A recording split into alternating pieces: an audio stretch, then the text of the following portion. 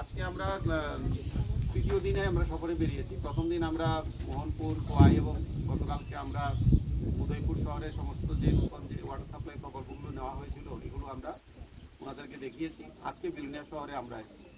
তো মূলত এর যে উদ্দেশ্য, মেইন উদ্দেশ্যটা হচ্ছে প্রকল্পের কাজগুলো যে আমরা হাতে নিয়েছি, ফিল্ডে সেই কাজগুলো শুরু হয়েছে কিনা এবং ঠিকভাবে চলছে কিনা সেই জিনিসটা ওনারা বলছেন। এবং আদার যে জিনিসগুলো আছে, সোশ্যাল, এনভায়রনমেন্টাল এবং জেন্ডার বিভিন্ন সেফগার্ড জিনিসগুলো আছে, সেগুলো আমরা এডিবির যে প্রকল্পগুলিতে মেনে চলা দরকার সেগুলি আমরা ঠিকভাবে মেনে চলছি কিনা সেগুলো ওনারা সরজমিনে দেখছেন। তো ওনাদের এই সফরটা আমাদেরকেও খুব উৎসাহিত করেছে এই জন্য যে প্রজেক্টটা ঠিকভাবে আমরা ইমপ্লিমেন্ট করতে পারছি কিনা এটা ওনাদের থেকে আমরা গাইডেন্সটাও পাচ্ছি, কারণ এই প্রথম ওনারা প্রজেক্ট স্টার্ট হওয়ার পরে ভিজিটে এসছে। তো আমি আমাদের দপ্তরের পক্ষ থেকে আমি আমাদের এই যে এডিবি টিম জেনে এসছে, we would give thanks to our promo ওয়েডা sir to come along with the team and also to encourage us, and we are lot of learning in this process.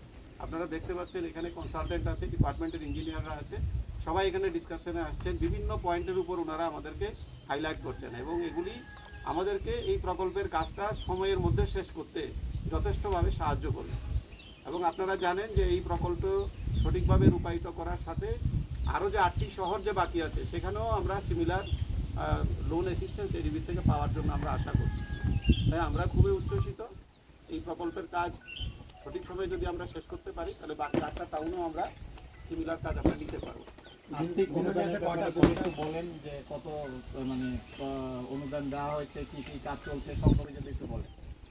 বিলোনিয়াতে কয়টা প্রকল্প হচ্ছে?